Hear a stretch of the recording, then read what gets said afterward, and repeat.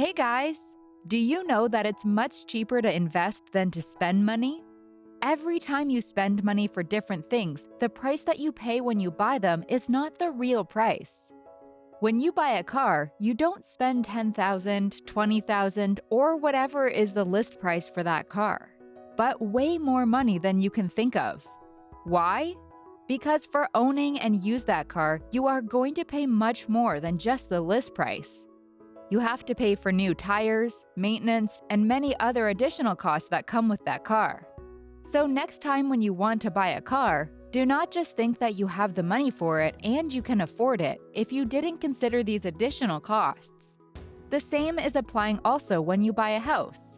You need to take into consideration all those other costs that will come with having that house.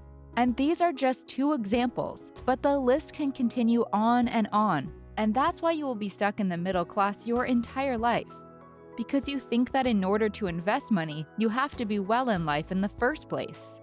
We used to do things backwards, spending half of our entire life buying cars, big houses, making nice vacations, and of course all of this on a monthly credit bank and from a single income that is our monthly salary from the job.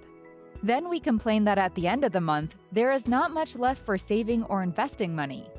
We first try to make ourselves as comfortable as possible before start hustling, but when you end up in a cozy house, a nice car, and every piece of tech you ever dreamed of, it's quite hard to find the motivation to hustle. We live in the illusion that we already realized something in our lives, and there is more than enough.